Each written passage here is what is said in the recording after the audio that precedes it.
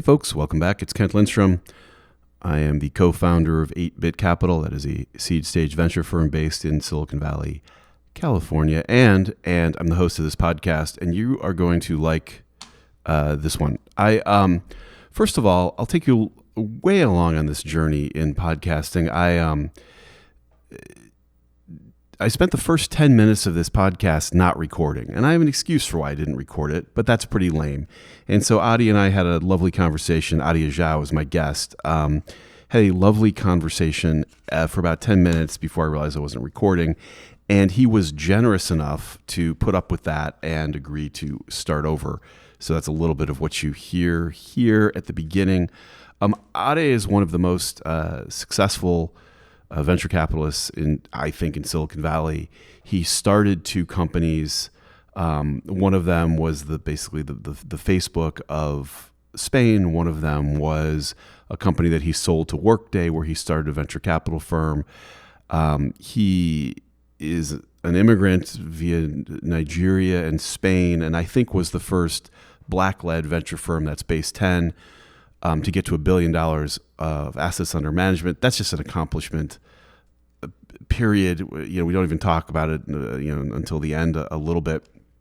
But a couple things to keep your ears open for, your eyes open for, to watch out for in this podcast. One, sci-fi. He and his brother are huge fans of reading sci-fi, and I would pay attention to that. Mark Andreessen, big sci-fi guy. Venture capitalists who love sci-fi, it might be one of the criteria that if you're an entrepreneur, you check for. Ask what their favorite sci-fi books are. And the other thing that you'll take away from this is Adi's observation about entrepreneurs around the world and the idea of abundance and helping each other and positivity in Silicon Valley. Is just a lovely message. And so I really enjoyed this conversation, and I think you guys will too. Welcome back. This is the Something Venture podcast. My guest today, Ajao, co-founder of the venture firm Base10.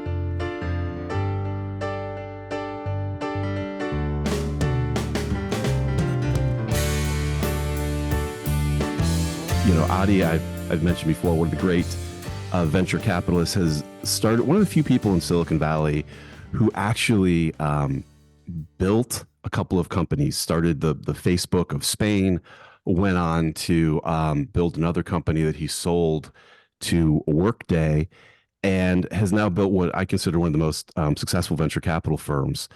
And, when he started, though, what is your story? You immigrated, you were in Africa, you ended up in Spain. You're not the most obvious person to start a company. Is that right? Well, it is definitely a unique story, but one that, as I say, in hindsight, you connect the dots, but didn't seem obvious at the time.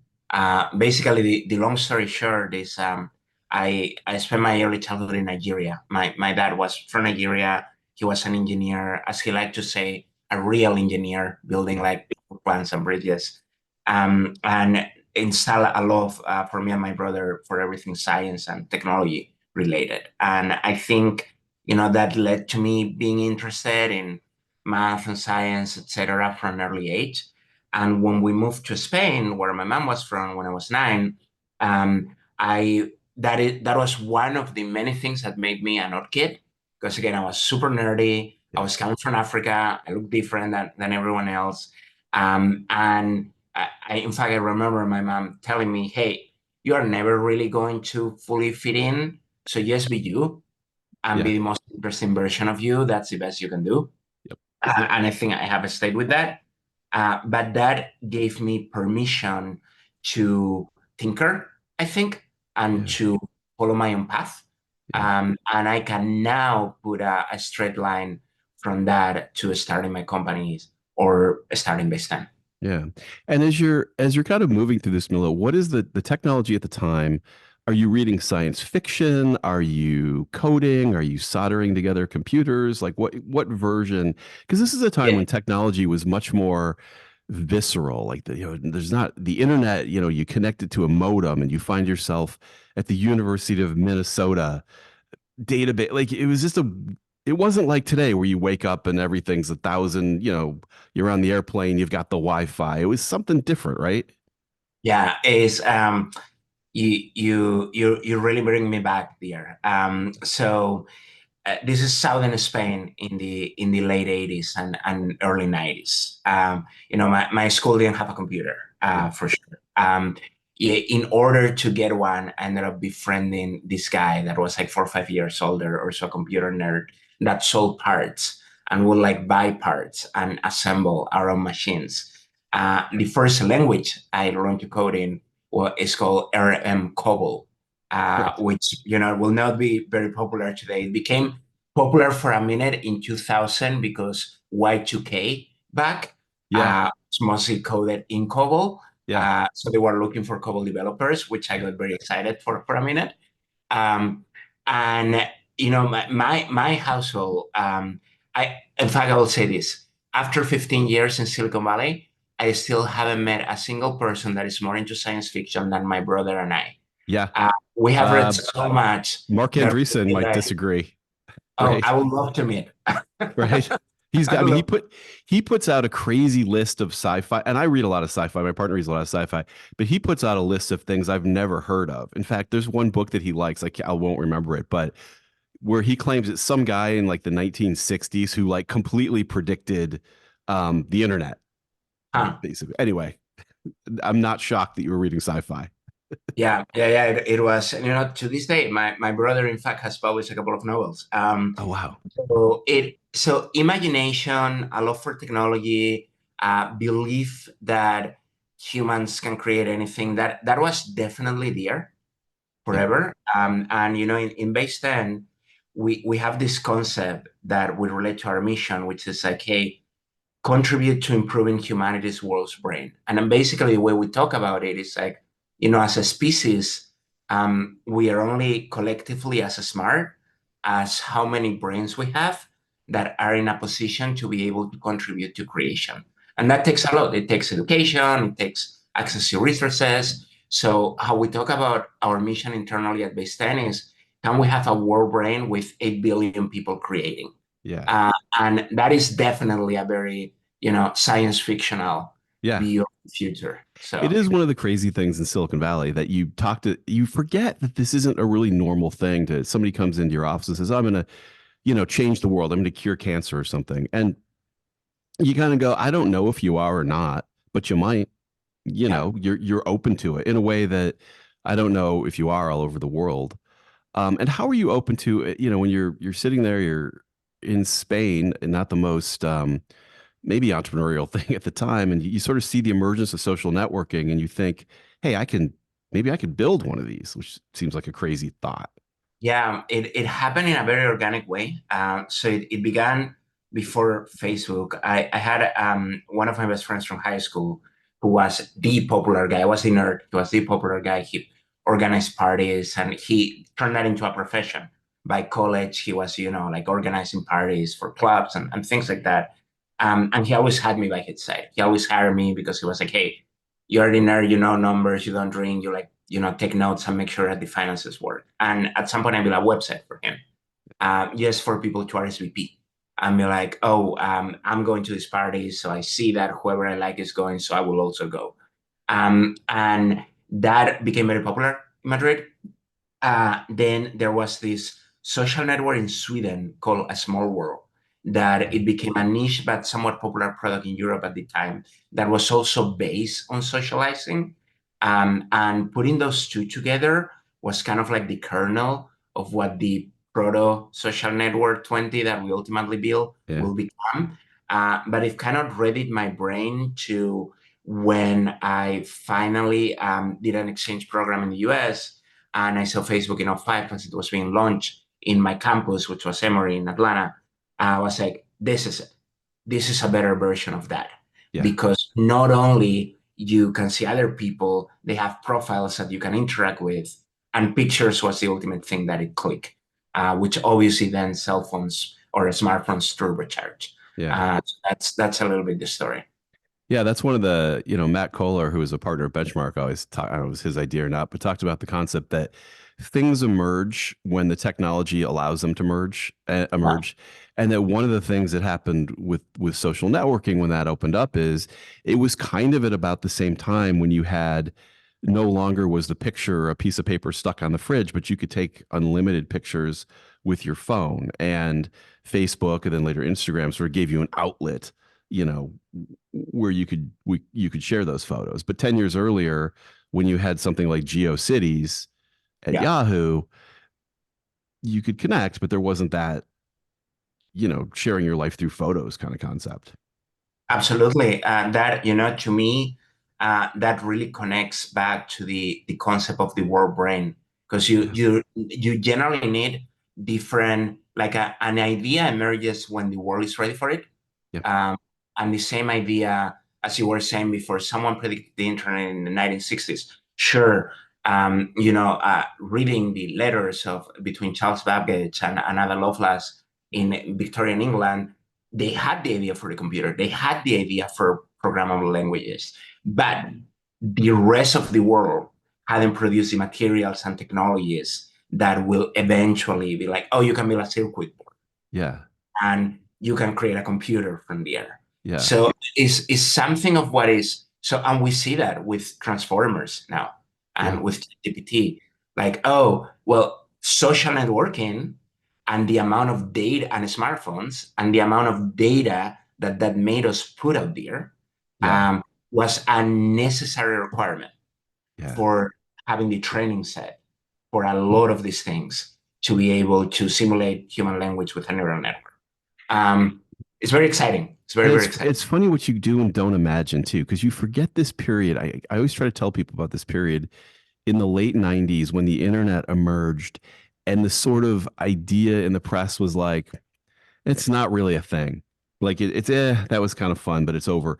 And when social networking began, and my partner Jonathan Abrams started Friendster to, the first social network that really took off.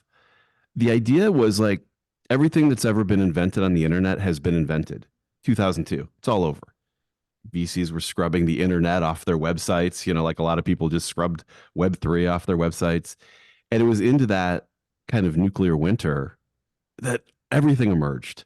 And now we're talking about language models and AI, and maybe people won't be working anymore in a couple, like it's incredible. Like you just, as a venture capitalist, in some ways you have to be humble about how limited your imagination might be. I think I've put it fantastically.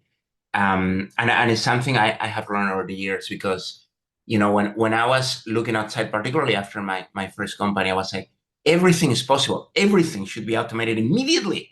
Yep. Like, why do we have paper anymore? This doesn't make sense. Like, why? No.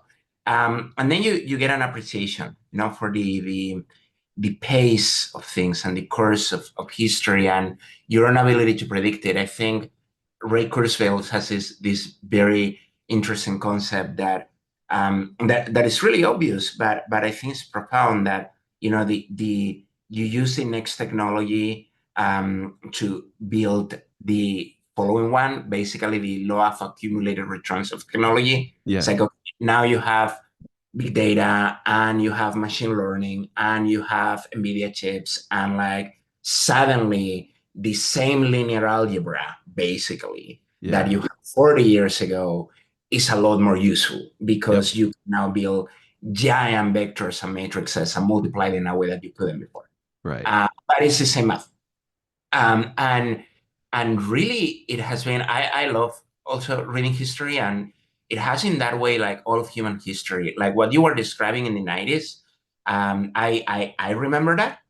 And but when I read like the state of physics in the 1900s, where everyone in the physics community was like, we've got it, Yep. we know how the universe works, Yep. like Yeah. Newton made it, and we have like mapped it, and we're just missing this ether thing. But the moment we do it, we can like predict everything, and then boom, quantum mechanics, Yeah. and all bets are off. Yep. Uh, and that's what is so exciting. Like people are talking now, like, hey, genetics and biology is just data. So what will happen when you put the data Yep. these new language models? We don't know. Yeah. Probably something that we cannot imagine. Yeah. It's incredible. So I'll fast forward the story. You sold Tuenti for like, and again, I hate when I say things like this, like what at the time is still, I think, an insane amount of money, over $100 million, right? I mean, not the average experience for a kid in their 20s in Spain. For three 26-year-old Spaniards, Yeah. it was way more than we ever thought, and it completely transformed our lives. Yeah. Um, And you did not become you could have taken off and had a life of golf or partying or whatever it was, but you didn't do that. it gave me, I think, permission for that, all those dreams of technological innovation that I have had as a teenager. Um, I knew that there was one place on earth, what was, as my brother and I used to say, it's like, hey, the Starfleet Academy is in San Francisco for one reason. Yeah, that's right. So let's just move there. Yeah. And that's what I did. So the same year we sold, Yeah. I moved to San Francisco. That's James Courier from NFX always says some version of that, which is like, if you were in whatever the 14th century and you want to do art, go to Rome. Yeah. Right. You do it in Dublin, but probably go to Rome. So you I, end up, I, yeah. I talk a lot with, our half of our portfolio is immigrants and internationals. And I talk a lot with our kids from Africa, from Latin America, from Europe. And still to this day, I think it's hard for us that have lived here a long time to really appreciate what a beacon this is for the rest of the world. Yeah. And for, Hungary, I can't remember who said this. I think it was Paul Graham, that when you put ambitious people in one place, they flourish. Yeah. It's like giving water to plants. Yeah. And really, like that last Monday, I was play a soccer game with a few YC people, and there were this couple of Spanish kids that are 22 that just moved here, and they were the level of excitement. Were like, and I met so and so. I'm Yeah. like, there's going this, and there's going. I'm like, and they went to really good schools in Spain, which Yeah. is a modern economy, but they just couldn't fit in their mind Yeah. the speed and the positivity that we Yeah. have. It's kind of incredible. Mark Andreessen has a story where all these people come, they'll come from some other city around the world. They're like, we're going to build an innovation center where we are. Tell us what to do. And he's like, well, you need the universities, you need the capital, you need to change your ideas about risk, you need to change your bank, you need to do like these 10 things. And they're like, oh, we can't do any of that. we're going to build an innovation center, and they build a building and then that's it. And so his joke is like, I can tell you what the formula is, but it's here. Like you can't go just do it somewhere else. Yeah, that's very true. It's very, very true. You sold that company, you started a company, you sold to Workday. At Workday, you start a venture firm within Workday, and you leave that to start where you are now, Base10. How do you find a partner for Base10? Like, how do you decide to go out, go work for Kleiner Perkins or Sequoia or something like that, right? Yeah, it definitely will have been attractive. And I have a lot of friends in some of the big firms, and I did have informal conversations with them. But one of the privileges that I had when I moved here is that because I had sold my company, I had a little bit of capital, personal capital that I could invest. And angel investing is obviously a great way to learn and to make connections. And I was investing based on people that seem they had fire inside, and technologies I was very interested in. And I really, it started as a hobby. I ended up doing over 100 angel investments. It was like Yeah. a mini portfolio. And it was through that I met my current partner. So as you said, I sold my company to Workday, and Workday were very focused. My company is machine learning, and this was about putting machine learning into Workday. But Workday really got into machine learning, and they were like, hey, might there be another companies out there that we should be a part of doing machine learning for enterprise? And that was the kernel of Workday Ventures. And one of the things that I did was build this little script that will tell me, hey, anything on the App Store or any of the other websites that rank new companies that has any relation to HR, enterprise, recruiting, payroll, the things at work they do. Um, and it's growing. I want to send an email automatically Yeah. because I want to meet. And this was 2015. So not a lot of people were doing that. And one of them happened to be the company of my now partner at Base10. It was called Jobber. Oh Um, yeah. he said mobile apps for finding job. It was Tinder for jobs was how he pitched it at the time. And I really saw like, oh, this makes a lot of sense. I played with it. I wrote the script, wrote him the email. He replied that his run was closed. I was like, I don't think so. I saw his office on Crunchbase and I just showed up. I That's was great. like, hey, let me tell you, like, I know what you're doing. You're classifying job postings. And like, I'm sure you're having a lot of trouble with data classification of job titles. I can help you with that. You should take my money. I invested, That's then I fantastic. worked it, and now we're partners. This is great. So I know we're at time. Do you have a couple more minutes to wrap up, Yeah, or do you yeah, have to go? I do. Okay. So I'm just fascinated. You start Base 10 on this background, which is uh, un, the number of people in Silicon Valley who have actually started companies, become venture capitalists, is a little bit less than people think because there's been this concept of operators, which is people who have had jobs, which is very different from somebody who's gone through, what you've done to do it. How does and you have $1 billion under management at this point, right? Like, Yeah, we're like we're closer to actually. that's incredible. What are you doing? Like, what are you trying to like? That's an amazing amount of capital. Are you changing the world? Are you making your LPs rich? Of course. Like, how do you think about this as an entrepreneur, not as like a finance guy who's got a lot of assets under management? Yeah, yeah. Great question, and I can answer it a number of ways, but I'll say this. Generally, since I came here already having built one company, I've let myself be led by things that seem that they will be very interesting Yeah. and very meaningful. So everything I've done, I try to do a lot of introspection of like, hey, am I genuinely interested on this? Yeah. And like, do you think it has meaning? And kind of my test is like, the 14-year-old kid reading science fiction, if I looked at me now, will I approve? And as I mentioned to you, I knew that I loved angel investing because it was a way to be like, oh, that guy's super passionate and it's going to be like a digital bank in Brazil. And this other one is building like a machine learning company in Palo Alto. And like, I think I can help them a little bit. So I knew I liked that. I Yeah. like the people aspect. I like the technology aspect. I like the novelty aspect, constant learning. So I knew I liked that. Um, I also knew I really have to do my own thing. It's very hard. I'm not a good employee. You're that Uh, guy. I'm as if you ask my partner, he'll have a lot of things to say of how wild it is working with me in many ways, and he puts up with me. And so I need to do my own thing. I liked investing, and one of the things that really piqued my interest in the last decade was this concept of the real economy getting automated. So, when I started in tech, tech was tech. Tech was like an industry. Yeah. And like, and Microsoft was the biggest and like whatever.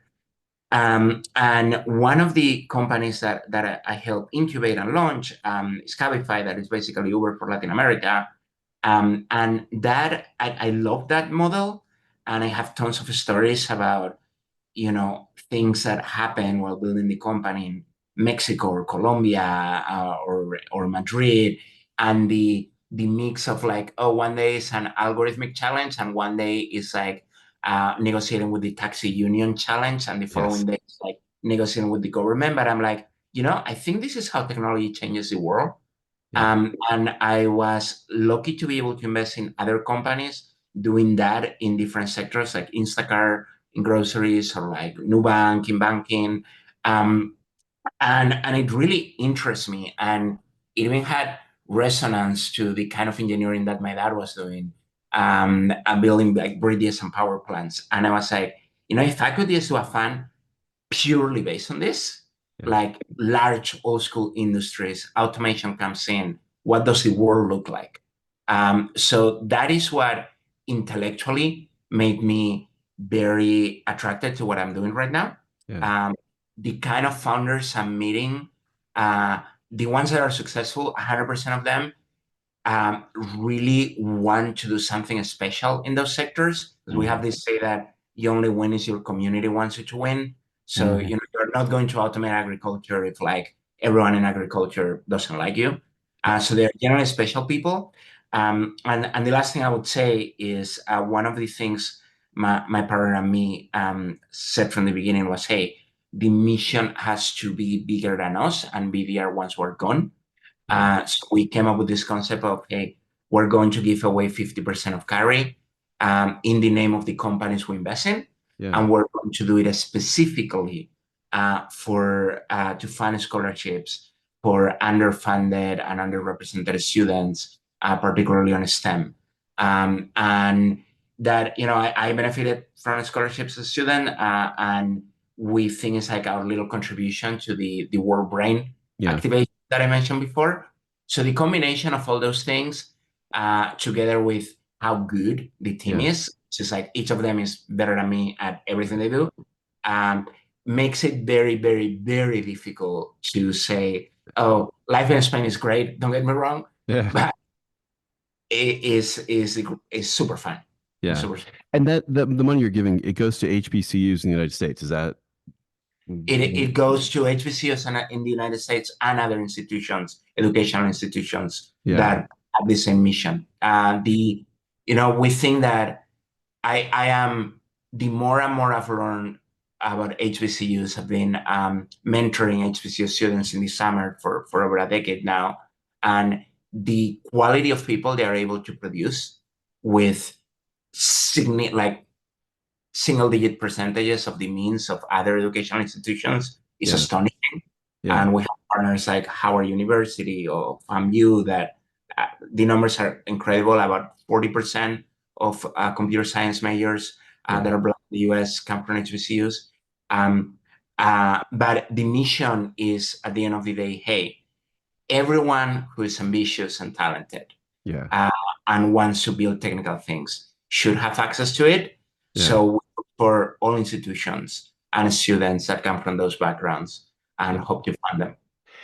And as I wrap up, what do you make of entrepreneurs around the world? Like, how is it changing entrepreneurs around the world? I feel like a few years ago there were very different cultures. Like, for example, I had visited Mexico City a few times there, and the entrepreneurs seemed like they would start something and they'd kind of keep it secret. They really didn't want other people to succeed, which is very different from Silicon Valley. You want everyone to succeed because they're going to get you into their next deal. And I was like, oh, are there just different entrepreneurship, like, you know, vibes like all over the world? Or I think you have picked up on something that is absolutely true, but I'm a big I'm a big believer in the I guess Will Durant or Guns, Germs, and Steel theory of humanity, that you end up, the geography and demographic of the place ends up dictating what kind of people grow on it. And it's all about an abundance mindset versus a scarcity mindset. Like yes, the the number of companies that we have invested in Mexico, where we come in and the early VCs own 80% of the cap table for like $2 million. yeah, And I'm like, oh, who are these people? And they're like, oh, some real estate investor yeah, that really took advantage of it, and it was the only option on the table. I dealt with some of that in Spain. yeah, Um, and you have to recap it and get the people out. And like, so when you don't have much, and you are in the trying to protect the little that you have, it begets a lot more of that. yeah, um, I had some early experiences with that really changed me, because my dad used to tell me, he was like, hey, I, you're a bright kid, but you're too innocent, and the business world is not innocent. And that is true in the majority of the world. And it was another breath of fresh air coming here, because it really is like, why is this person helping me? Everyone's helping me. yep, and Right. and is that we are, I think we see such abundance. Yeah. That's what you want to do. It's incredible. Uh, and it's incredible. Well, I'll finish up with this. What, as you've built this amazing firm and you've been working in Silicon Valley, what are you looking for? Like, what are you optimistic about and looking forward to and excited about now? I see, I'm a huge optimist in general. I'll say two things. I think that every generation is better than the last.